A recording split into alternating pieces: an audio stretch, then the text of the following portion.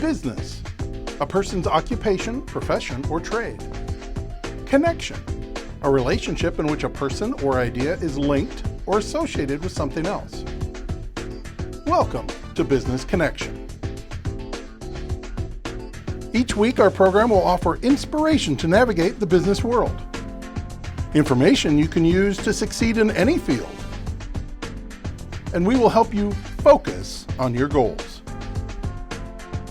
Join us now for Business Connection with your host, B.C. Clark. Well, hello and welcome to the Business Connection. I'm your host, B.C. Clark. Today, my guest is Keah Bass, and I'm going to let her explain to you who she is and what she does. As you know, I interview business owners across the state and some out of state. But today, let's focus on businesses here. Yes. Keah, welcome to the show. Thank you so much. Hi guys, I'm happy to be here. So yes, I am Keah, the owner of Forever Creative Gifts and Customs. I specialize in custom apparel, custom memorabilia, graphic designs, and things like that. I also do gift baskets here and there. Those used to be a big part of my business, but I do those very, very seldomly now. Yeah. So how long have you been doing your business, Keah? Since 2018. So that about 2018, yeah. Okay, no, that's good. So what are some of the things that you noticed when you first kind of launched your business? What were some of the things that you did or didn't do that you wish you had? So some of the things that I didn't do that I wish I had was like really research and make connections, talk to people who have done this before me, like, you know, people who have experience in the business that I'm going into like that, so I can take their past knowledge and add it to my learning experiences. Right. So that's something that I wish I would have done is, you know, just really reached out to more people and learned more about the business instead of, making all those mistakes and learning from those mistakes and people who have done them a million times before. Yep. So that was something that I'm very glad that I did at the beginning of my business is like just stick with it. Like so many times I've seen like people begin it and then just give up, but that was like, it was hard at first. Like it was really, really hard to, you know, stick with it, to stay confident, to be on the losing end, but to know that it'll be like bigger in the future. In the future, yeah. Yes. I think that happens a lot. And I think the other thing, but the key thing, and that's something that I always tell people is that whatever industry you plan to go in, please do your research. Right. Research, and take notes on what you're finding in that research so that when you do start your business, you can say, okay, now I know this. And then look at some of the things that people are saying who are in that industry. What happened to them or what they did when they first got started, you know. And there's always data. Right. Okay, you can always find data. You can look at the industry trends. You know, there's lots of reports that tell you if this industry is going to be here for the next 10 years or not. Right. Right. And some people don't do that, and then they're in the business for 2 years, and all of a sudden they see that it's on a decline. Right. So it's really important that research is more than just let me see what this industry has to offer. Let me see how long this industry is going to be here, so I know whether or not I want to do it. Right. I couldn't agree with you more. Like I've seen where, like you said, where those fidget spinners and stuff, you remember those things took off for those years. And I still remember people was buying bulks and bulks of them. They still got those boxes right in their garage now. Like, you did sell 1,000, but remember you bought 10,000 and now. That's so true. Because those are like, they're just like, I want to call them hacks now, but you know, but really the hacks are really some of them are really good on TikTok, but I think that's when people overextend themselves because if if you buy that much inventory without the knowledge of understanding that this is something because that was just like a phase. Yes. It wasn't really a trend. It just came out. People went crazy, and then it went in. Right, exactly. So to me, that's a phase. It's not a trend of how that was going to go, because now you don't see them at all. Right, exactly. Remember, you used to go in every corner store, and they'll be right there, and now, you don't see them at all. No, because it passed on. You know, one thing I'm wishing would pass on, but I do know a gentleman who have kind of taken care of it. If people would jump on board, guys wearing their pants under their underwear. What? Like underwear over the pants? No, wearing the pants down under their butt and the underwear is showing. Yeah. So I just wish that'd go away. Yeah. But anyway, there's a guy who has patented pants now with underwear made onto them. Really? Yes. His name is Mr. Lemon. He's patented it. He was here on the show. Very intelligent young man. I mean, man. But he has, so I'm hoping that gets picked up. Yes. Because that is not a phase. That's a trend. Yes. And it has been happening year after year after year. And it doesn't appear to be going away. So I think he's pretty safe.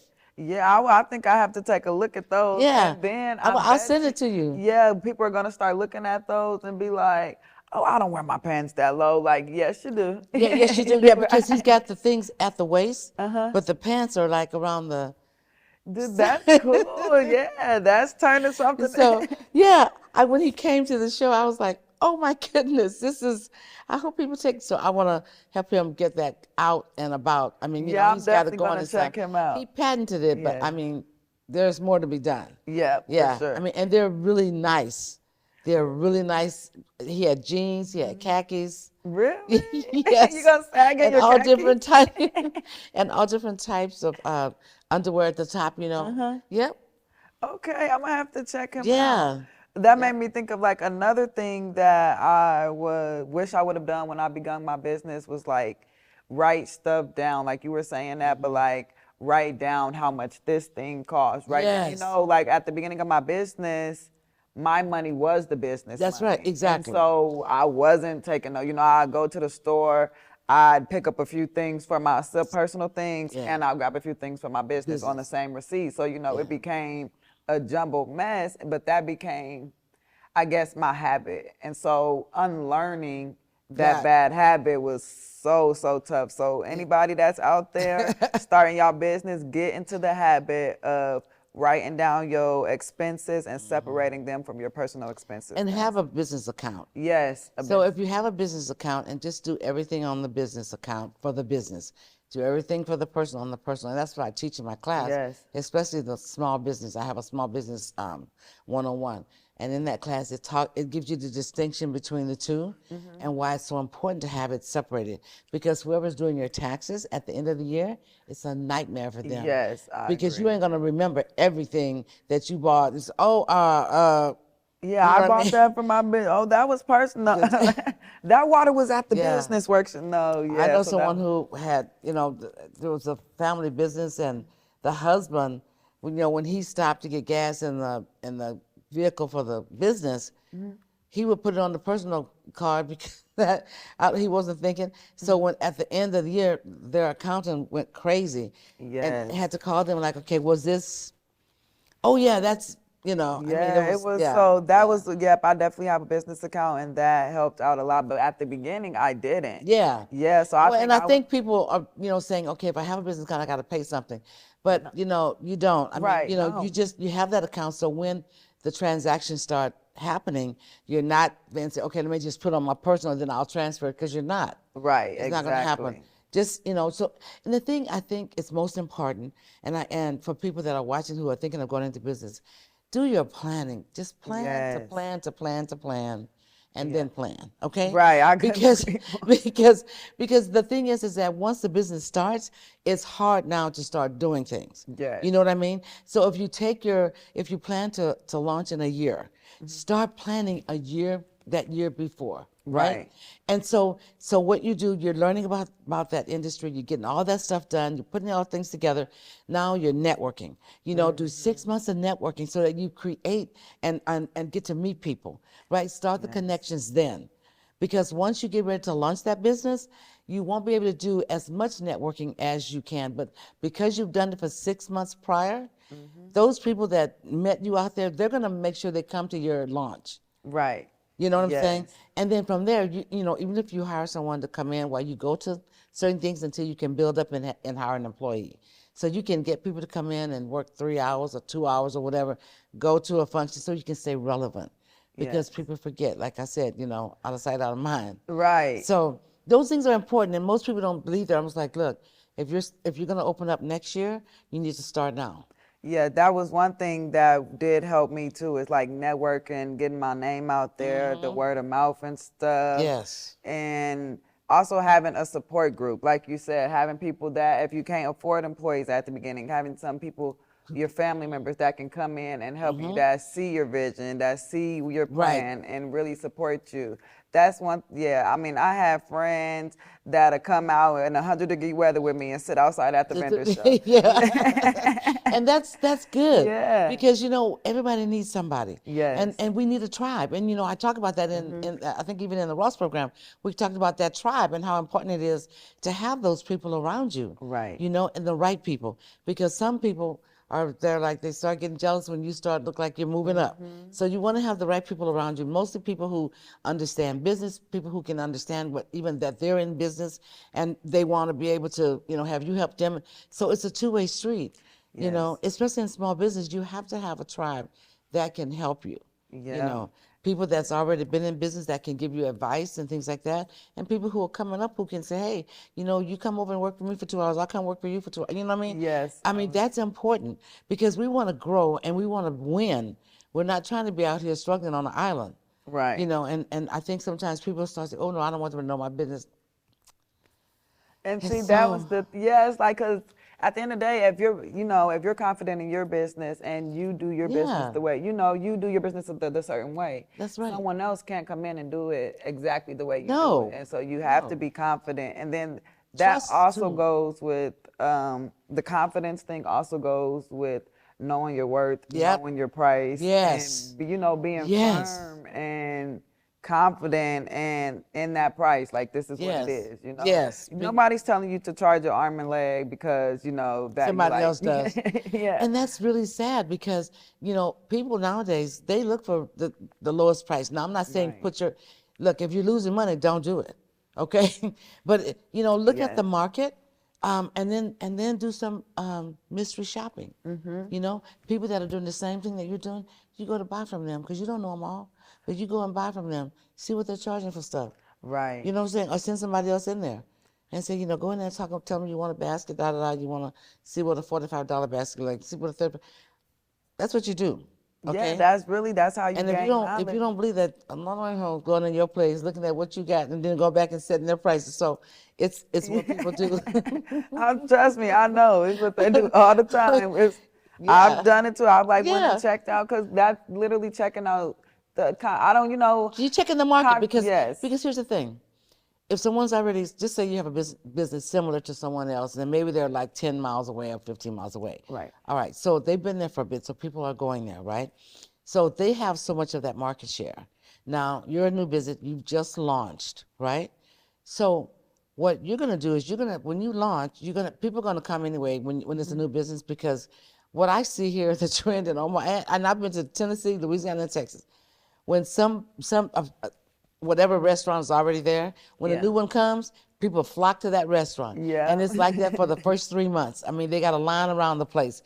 Now, if they're not getting the same treatment that they were getting at the place that they had been going to, they eventually end up going back. Yes. So you have to kind of see who your competition is, not to be afraid of them, but see who it is. See what they do. How are they treating their customers? See what they're not doing so you can see what you may need to add as an add value to your business, right? It's a value add, right? And then say, okay, now, so this is what they're doing. So now let me see, well, how can I make this better? Right. So that and then consistency. If you're going to be open at 5 o'clock, please open up at 5 o'clock. If you have a certain way that you want your employees to treat your customers, make sure that they're all doing that. Right. So don't leave them to their own wits, because they're going to think that the company is theirs and do what they want to do. Exactly. So you have to make sure that you're watching, and once that system starts working right, then you may say, okay, I can step away for a little bit and have a manager or somebody there that's confident, knowledgeable, know what should be happening, and not afraid to have a friend out there on the floor. Right. Oh, well, it's okay. That's it. Well, next time, no. We have to do this the same way every time. Consistency is huge. And yeah, consistency also goes with the self-discipline. Like Discipline. being, Oh my God. Without yeah. discipline, you don't have consistency at all. Exactly, No, you that's for know. sure. And so being a small business owner and just being an up and coming business owner, you have to have self-discipline. Like, I mean, I cannot stress that enough. Yeah. Like, no one is going to tell you to get up and handle this because it's not their, you know, their job. It's your job to get up and handle it. And so Yeah. that's something that you have to do. You can't say, oh, I can do this, I can do that. And orientation for your employees. Yes. Please have orientation for them. There has to be onboarding. And what happens nowadays, people just hire people, they come in, and then in their head, they want them to, well, it's a restaurant, you need to do this. No, tell them how Right. you want that restaurant run. Exactly. Tell them what you expect of them. And so, you know, for me, it's like, what's my expectations? What's your expectations?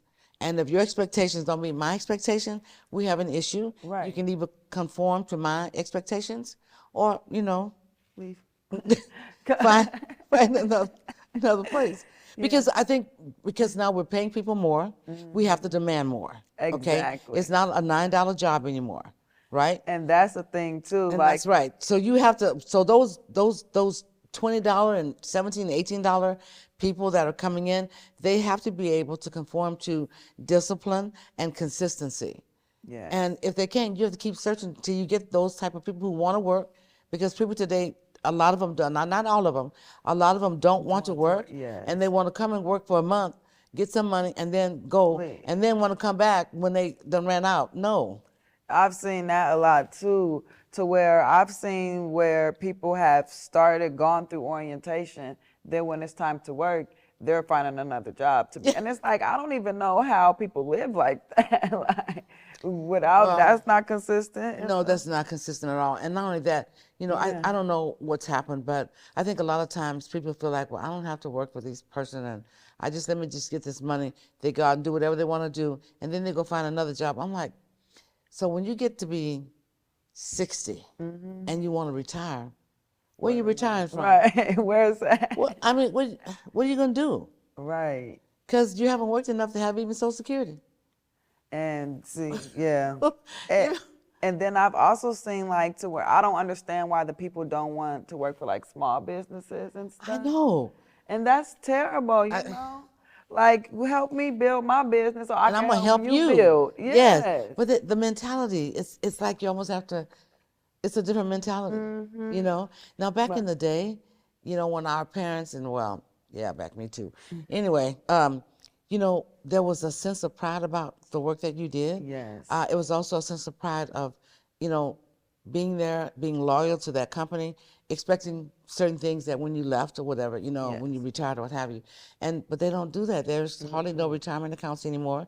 So it's hard. That's why people have to either get out and own their own business and start their own 401k, you know, 401k, so that they got money, so that if they, you know, I mean, there's nothing wrong with working. You need, you know, people need to work and get money. Right. But if and some people are just don't want to own their business, which is fine. But get to a job and do that job the best at your ability. Yes. You know, change it. Because if you know, I'm a firm believer that if God sends you to a place, you can't leave it like you found it.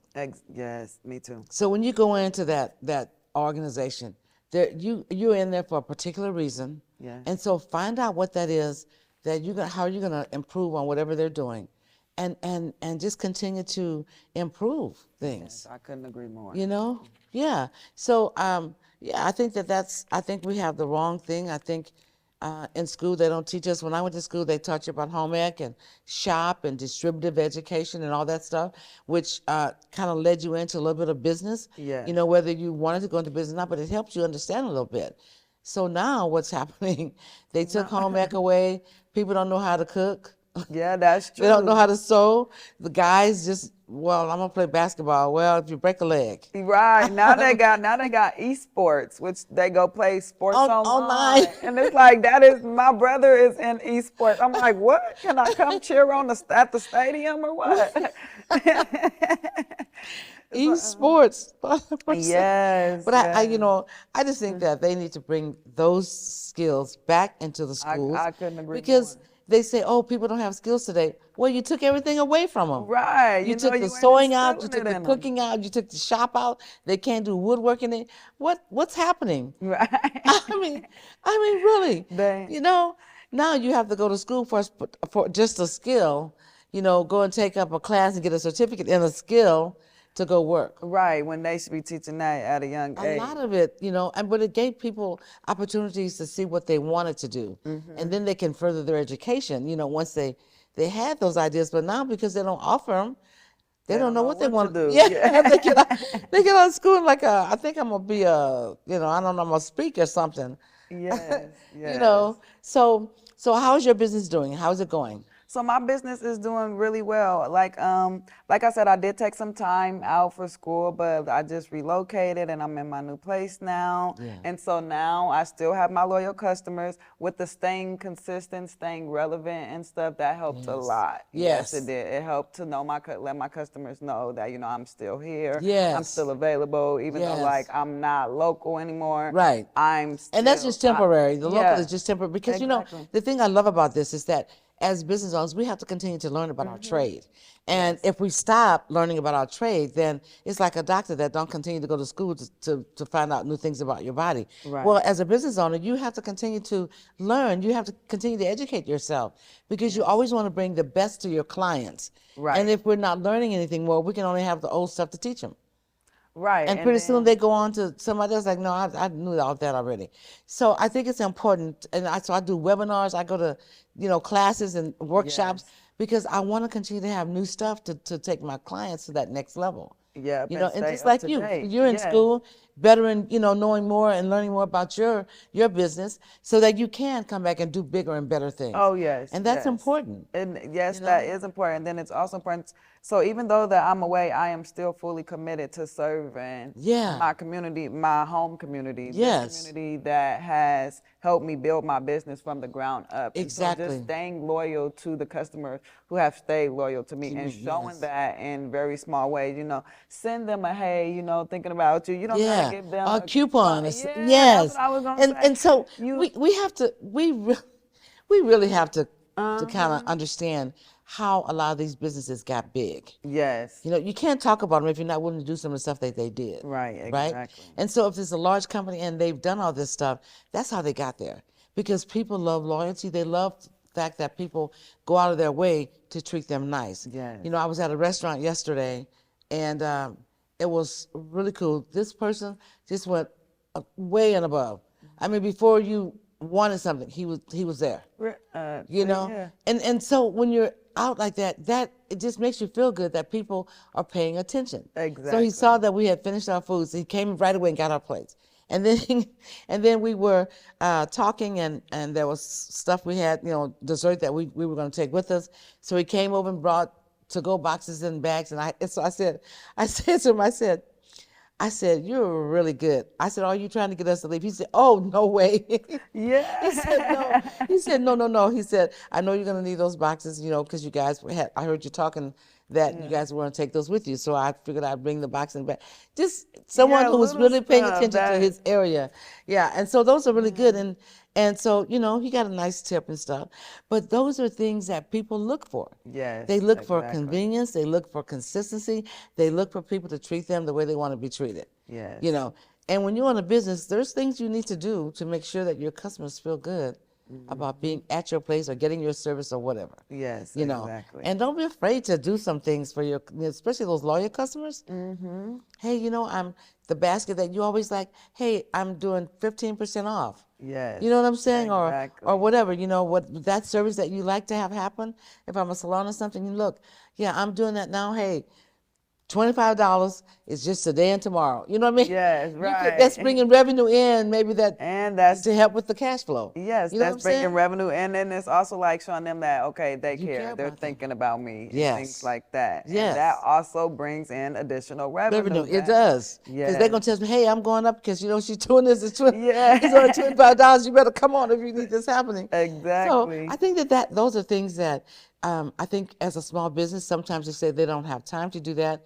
But I think that once you get started, you have to, and you see a customer that's repeated, you have to be able to do some things. Call them up on their birthday, send them a card or something, you know, Yes. send them a, you know, maybe a gift card with so much off or something. Yeah. You know, I mean, they was like, wow, because I had did something for someone and they had already paid me, but they sent me like a $50 gift card to a restaurant. I was like, oh my goodness. And I Yes. said, hey, did you mean, You did you really? mean to send me this? And I was like, absolutely, because you don't realize, but that information really helped me. So it was like Yes. that, you know, so I have her on my perm list. Right.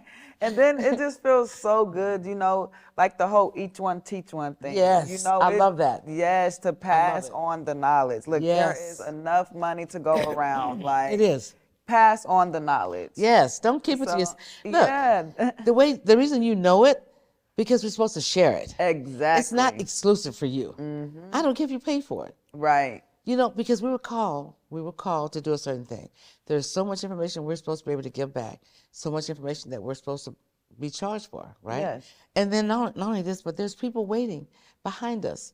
They're watching everything we do, and then they want to come up.